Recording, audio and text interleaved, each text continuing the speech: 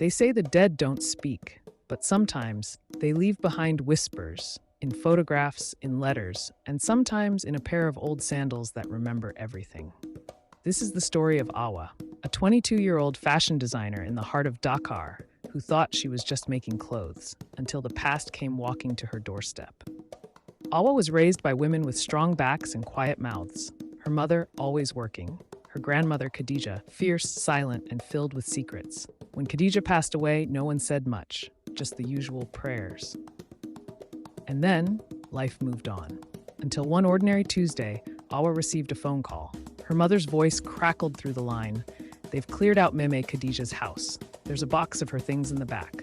You should go." That evening, Awa stood in the empty house. The air smelled of dust and forgotten time.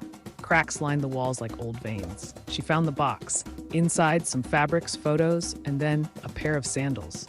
Leather, hand-stitched, worn at the edges but oddly warm. As soon as her fingers touched them, the room tilted.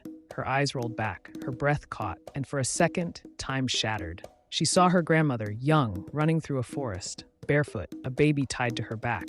Men with torches chasing her, shouting curses. Khadija turned and screamed, "They must never find her. She carries the mark." Then, darkness. When Awa opened her eyes, she was back in the room, shaking, the sandals still in her hand. She knew, right then, something was buried deep in her family's past, and it had just been awakened. The next morning, she packed a bag. She didn't tell anyone, just took the sandals, locked the shop, and left. From the noisy alleys of Dakar to the quiet sands of St. Louis, from Kafrine to Tambacounda, she followed every whisper, every clue the sandals gave her. And each night, she dreamed. Visions of Khadija healing with herbs, calling down rain, defying men in council halls, protecting her bloodline. In a small village near the border, Awa met an old griot with clouded eyes. He looked at her, nodded slowly, and said, "So, the fire has returned." He told her the truth. Khadija was one of the women of flame, a rare bloodline, born with a gift to see truth, to heal, and to burn lies to the ground. But the family had buried it out of fear, out of pain, out of survival. He leaned in close and whispered, "The sandals carry memory. They do not forget. And now they have chosen you." That night, Awa cried by the fire, not because she was afraid, but because, for the first time, she knew who she was. She was not just a girl who sewed dresses.